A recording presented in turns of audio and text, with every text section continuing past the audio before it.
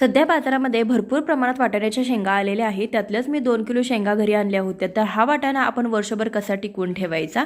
वाटाणा आणल्यानंतर त्यातले जे कवळे दाणे आहेत तर ते आपण सेपरेट काढून घेतलेले आहेत. खराब झालेले किंवा मऊ पडलेले दाणे आपण काढून ठेवायचे आहेत आणि चांगले टपोरे जे दाणे आहेत तर ते आपण सेपरेट घेऊन एखाद्या टोपलीमध्ये सुकत ठेवायचे आहेत किंवा तुम्ही एखाद्या कॉटनच्या कपड्यावरती ते जे दाणे आहेत तर ते सुकायला ठेवू शकता. त्यामध्ये पाणी राहिलं न पाहिजे किंवा तुम्ही अशा प्रकारे ओढणीमध्ये घेऊन सुती ओढणीमध्ये घेऊन अशा प्रकारे तुम्ही पुसून घेतलं तरी देखील त्यातलं जे पाणी आहे तर ते निघून जातं.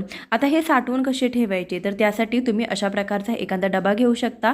बघा आपण जेवण वगैरे आणल्यानंतर असे डबे प्रत्येक जणांच्या घरामध्ये असतात. त्यामध्ये खाली टिश्यू पेपर घालायचा, वर वाटाणे टाकायचे, वर देखील टिश्यू पेपर घालायचा आणि या डब्यामध्ये तुम्ही ठेवू शकता किंवा तुमच्याकडे जर असा एअरटाईट कंटेनर असेल तर त्यामध्ये तुम्ही ठेवू शकता. सांगितल्याप्रमाणे खाली आणि वरती टिश्यू पेपर घालून घ्यायचा म्हणजे आपल्या वाटाण्याला जर पाणी सुटलं तर ते पाणी त्या टिश्यू पेपरमध्ये ॲब्झॉर्ब होतं आणि वाटाणा जास्त दिवस टिकतो.